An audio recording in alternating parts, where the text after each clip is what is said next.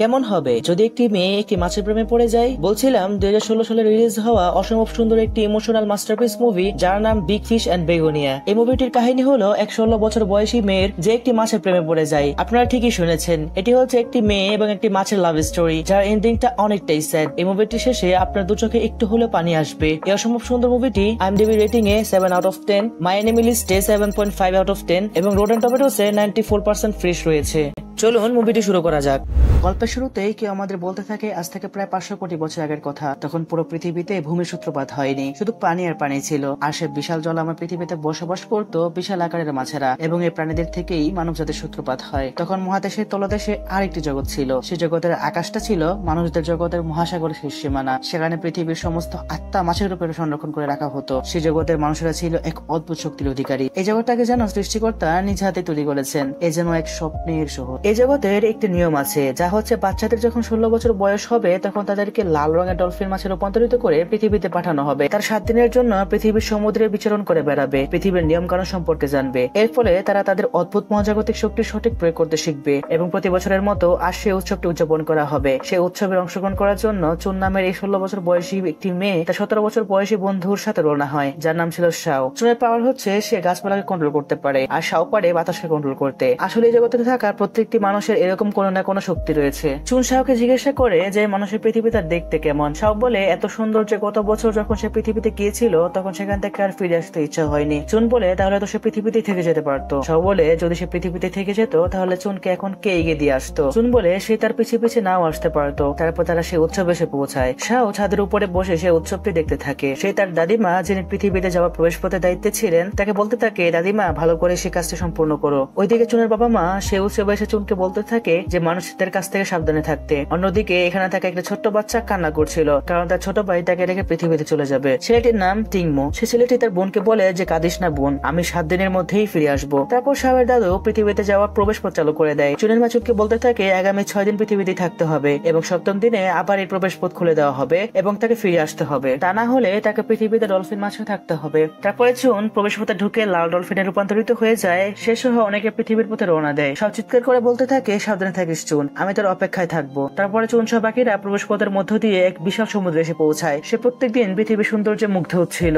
আর সে ভাবতে থাকে যে পৃথিবী আসলে খুব সুন্দর, তার কল্পনা থেকেও সুন্দর। একদিন সে প্রথমবারের মতো কোন এক মানুষকে দেখতে পায়। ছোট্ট মেয়েটি তার ভাইয়ের সাথে থাকতো। তাদের পরিবার বলতে কেউ নেই, তারপরেও তাদের ভালোবাসার ছিল অবিরাম অবিচল। মেয়েটি রেড ডলফিন খুবই পছন্দ করতো। তার ভাই তাকে সমুদ্রে ডলফিন দেখাতে নিয়ে আসে। তার ভাই অসম্ভব সুন্দর একটি বাঁশির আওয়াজ দিয়ে ডলফিনদের ডেকে নিয়ে আসে। মেয়েটি ডলফিন দেখে প্রচন্ড খুশি হয়ে যায়। তার ভাই যখন ডলফিনদের সাথে খেলা করছিল তখন চুন প্রথমবারের মতো কোন মানুষকে এত কাছ থেকে দেখতে পায়। ছেলেটি চুনের দিকে এগিয়ে গেলে চুন দূরে সরে যায়। ছেলেটি তার বোনকে বলতে থাকে যে লাল রঙের সেই ডলফিনটি অনেক আলাদা, সবার থেকে বুদ্ধিমান। চুন দূর থেকে তাদেরকে দেখছিল। ছোট্ট মেয়েটি বলতে থাকে যে ওকে আমাদের সাথে থাকতে চায়। তারপর সন্ধ্যাবেলা সেই ছেলেটি বাঁশি দিয়ে এক অবাক করা অসম্ভব সুন্দর একটি সুর তোলে। সেই সুরের গভীরতা এতটুকু ছিল যার কারণে চুন হিপনোটাইজ হয়ে যায়। এর কিছুক্ষণ পরে চুনের ফিরে যাওয়ার সময় হয়। তাদের জগতের প্রবেশ পথ খুলে দেওয়া হয়। কিন্তু যাওয়ার পথে চুন দেখে অনেকগুলো ডলফিন একটি জালে আটকা পড়ে আছে। সে ওই ডলফিন গুলোকে বাঁচানোর অনেক চেষ্টা করে। তখন হঠাৎ সে একটি জালের মধ্যে ফেসে যায়। এসব কিছু দূর থেকে সেই ছোট্ট মেয়েটি দেখছিল। সে তার ভাইকে বলে লাল ডলফিনটাকে বাঁচানোর জন্য। তখন সে ছেলেটি উত্তাল সমুদ্রে ঝাঁপিয়ে পড়ে এবং ছুরি দিয়ে জাল কাটতে শুরু করে দেয়। প্রচন্ড ঢেউয়ের মোকাবেলা করে সে জাল থেকে কেটে ফেলে, কিন্তু ভুলবশত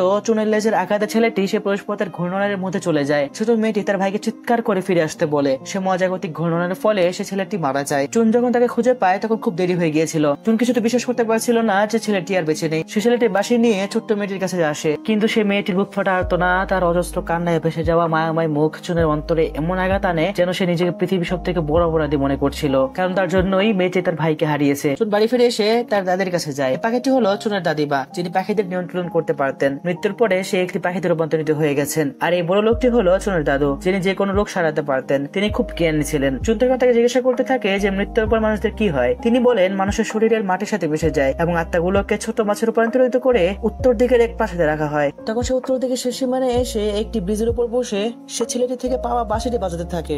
তখন সেখানে থাকা একটি মূর্তির সাথে তার কথা হয়। সেই মূর্তিটিকে সবকিছু বলে দেয়। তারপর সেই মূর্তিটি তাকে একটি ম্যাজিক্যাল ঘন্টা উপহার দেয়, বলে মাঝরাতে এখানে এসে এটি বাজাতে। তখন কেউ একজন তোমাকে এসে সে উত্তরের প্রাসাদে নিয়ে যাবে, যেখানে পৃথিবীর সমস্ত আত্মাদেরকে মজুত করে রাখা হয়। তারপর সে রাতে সে লুকিয়ে লুকিয়ে সে উত্তর প্রাসাদের উদ্দেশ্যে রওনা দেয়, কিন্তু মাঝপথে তাকে সব দেখে ফেলে এবং লুকিয়ে লুকিয়ে তার পিছু করতে থাকে। তারপর চুন ঘন্টাটা বাজালে একটি অদ্ভুত ক্রিয়েচার এসে একটি নৌকায় করে সে নিয়ে যেতে থাকে সেই উত্তর প্রাসাদের উদ্দেশ্যে। সে অসম্ভব সুন্দর একটি মেঘের রাজ্য ও একটি অরুন্ধ করে দেখতে পায়। সে অনেক খুশি হয়ে যায়। ছোটবেলায় এরকম রাজার কথা সে অনেক শুনেছিল। তারপর চুন সে উত্তর প্রাসাদে এসে পৌঁছায়। সেখানে থাকা সোল কিপার অর্থাৎ আত্মাদের রক্ষকের সাথে তার দেখা হয়ে যায়। তখন চুন সে সোল কিপার বা আত্মাদের রক্ষকের কাছে সবকিছু বলে দেয়। বলে যে আমি যে কোনো মূল্যে সেই ছেলেটাকে জীবিত করতে চাই। সোল কিপার বলে যে ছেলেটা প্রকৃতির নিয়মে মারা গিয়েছে আর চুন সে নিয়ম ভঙ্গ করতে চাচ্ছে এবং তাকে জীবিত করতে চাচ্ছে, যার পরিণাম অনেক ভয়ঙ্কর হতে পারে। এবং চুনের কোনো ধারণাই নেই যে একটি মানুষকে পুনরায় জীবিত করার মূল্যটা কতটুকু বেশি হতে পারে। চুনের অর্ধেক লাইফের বিনিময়ে সে ওই ছেলেটার প্রাণ ফিরিয়ে আনতে পারবে। চুন বলে তার কারণে এই ছেলেটা আজকে মারা গিয়েছে, হয়তো এখনো তার বোন তার অপেক্ষায় বসে আছে, তাই সে ছেলেটিকে বাঁচাতে যে কোনো মূল্য দিতে রাজি। সোল কিপার চুনের অর্ধেক জীবন নিয়ে মাছে করে সে ছেলেটির আত্মা জুড়ে দেয় এবং বলে যে ছেলেটির আত্মাটি পূর্ণবয়স্ক মাছে রূপান্তরিত হওয়া পর্যন্ত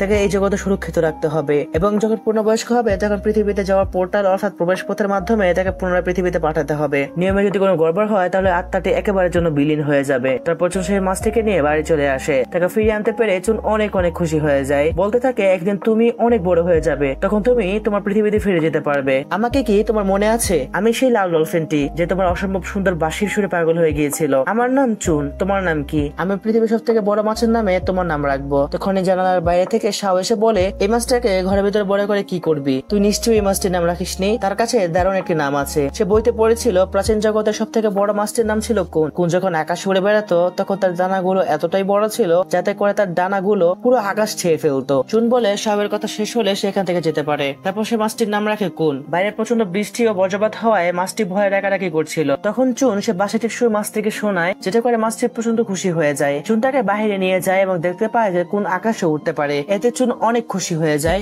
এবং খুশিতে নাচতে শুরু করে দেয়। একদিন চুন বাড়ি ফিরে এসে দেখে মাছটিকে আর পাওয়া যাচ্ছে না। তামা বলে যে চুন সারাদিন সে মাছটির সাথে থাকে, যেটা তার মোটেও পছন্দ হয় না, তাই সে মাছটিকে পানিতে ছেড়ে দিয়েছে। এই কথা শুনে চুন রাগ করে ঘর থেকে বেরিয়ে যায় মাছটিকে খোঁজার জন্য।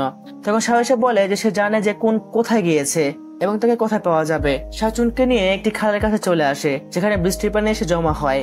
তারা কোনো শব্দ শুনতে পায়। শাও ওই নোংরা পানিতে নেমে কোনকে খুঁজতে থাকে, কিন্তু সে কোথাও কোনকে খুঁজে পায় না। তখন সেখানে একজন মহিলা চলে আসে যেখানে ইঁদুরদের কন্ট্রোল করতে পারে। সে তার ইঁদুরগুলোকে দিয়ে কোনকে খুঁজে এনে দেয়। তারপরে তারা দুজন কোনকে একটি নিরাপদ জায়গায় নিয়ে যায়। কিন্তু ছোট একটি বাচ্চা কোনকে দেখে ফেলে। সে এলাকার সবাইকে মাছটি সম্পর্কে বলে দেয়, কিন্তু সবার আসার আগে শাও ও চুন মাছটিকে নিয়ে অন্য জায়গায় চলে যায়। তখন চুন সেখানে একটি বাক্স দেখতে পায়, কিন্তু হঠাৎ করে একটি বিশাল সাপ বের হয়ে চুনের দিকে আক্রমণ করতে নিবে। তখন কোন পানি থেকে বের হয়ে চুনকে বাঁচিয়ে সাপটি কোনকে আক্রমণ করে। শাও সাপটিকে ধরে ফেলে, কিন্তু সাপটি তার অন্য মুখ দিয়ে শাওকে কামড়িয়ে সে সাপটিকে মেরে ফেলে, কিন্তু বিষক্রিয়ার যন্ত্রণা সে মাটিতে লুকিয়ে পড়ে। চুন তাকে ঘাড়ে করে তার দাদুর কাছে নিয়ে যায়। দাদু বলে এই সাপের বিষের কোনো ওষুধ নেই। চুন বলে যেভাবে হোক না কেন তাকে যেন বাঁচিয়ে নেয়। তারপর তার দাদু চুনকে বাহিরে অপেক্ষা করতে বলে। তিনি শাওয়ের শরীরে থাকা সমস্ত বিষ নিজের শরীরে নিয়ে নেয়। কোন তাকে দেখে পানি থেকে উঠে এসে কিস করতে শুরু করে দেয়। আর ওইদিকে চুনের দাদু তার দাদিকে বলতে থাকে আমি মৃত্যুর পর সেই জায়গায় থাকতে চাই যেখানে আমাদের প্রথম দেখা হয়েছিল। অর্থাৎ শকে বাঁচানোর ফলে চুনের দাদু এখন মারা যাবে। এতে চুন প্রচন্ড কান্নাকাটি শুরু করে দেয়। চুন বলে সব দোষ আমার, তার জন্যই দাদুর আজকে এই অবস্থা।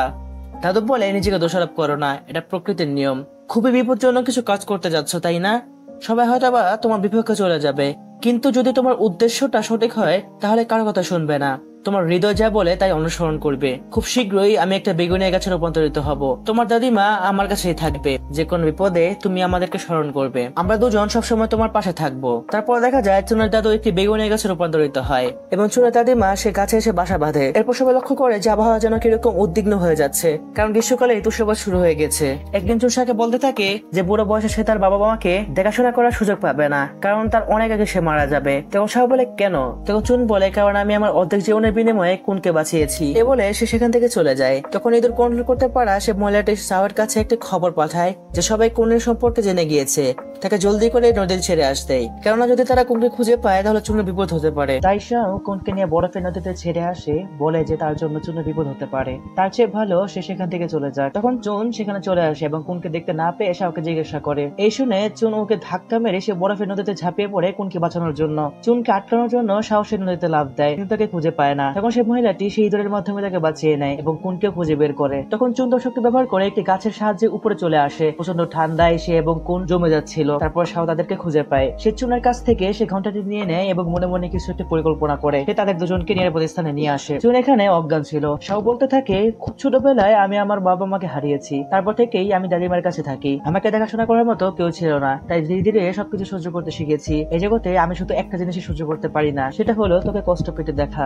কোন তোর কাছে এতটা গুরুত্বপূর্ণ তা আমি আগে বুঝতে পারিনি। আমি ভয় পেয়ে গিয়েছিলাম ওকে দেখতে পেলে সবাই হয়তো তোর ক্ষতি করবে, আমার জন্য তোর এই অবস্থা হবে তা আমি কখনো ভাবতে পারিনি। চুন, দয়া করে জেগে ওঠ। এর কিছুক্ষণ পরে চুনের জ্ঞান ফিরে আসে। সে ভাবে হয়তোবা কোন তাকে বাঁচিয়েছে। সে বলে সে কখনো আর কোনের কাছ থেকে আলাদা হবে না। এসব কিছু আড়াল থেকে শাও শুনতে পায়। চুনের জ্ঞান ফিরে আসাতে শাও প্রচন্ড খুশি হয়ে যায়। শাও চুনের কাছ থেকে সে পাওয়া ঘন্টাটি নিয়ে সোলকিপারের কাছে যাওয়ার জন্য সে ঘন্টাটি ব্যবহার করে সে নৌকা ডেকে আনে এবং প্রাসাদে চলে আসে। শাও তার অর্ধেক জীবনের বিনিময়ে চুনের সম্পূর্ণ জীবন ফিরিয়ে আনতে চায়, কিন্তু সোলকিপার বলে শাওকে তার পুরো জীবনটাই দিয়ে দিতে হবে। শাও রাজি হয়ে যায়। সোলকিপার আরো বলে এতে করে তেমন কোনো লাভ হবে না, চুনের জীবনকে বাঁচিয়ে রাখা সম্ভব নয়, কেননা মেয়েটির জীবন ওই মাছটির সাথে বেঁধে গিয়েছে। মাছটি মারা গেলে চুনো মারা যাবে, আর যেদিন সেই মাছটি পৃথিবী থেকে চলে যাবে সেদিন চুনো মারা যাবে। কিন্তু এর একটু উপায় আছে। সে উপায়টি সোলকিপার তার কানে কানে বলে দেয়। আরো বলে, তোমরা অল্প বয়সী ছেলেমেয়েরা তোমাদের জীবনকে কি মনে করো?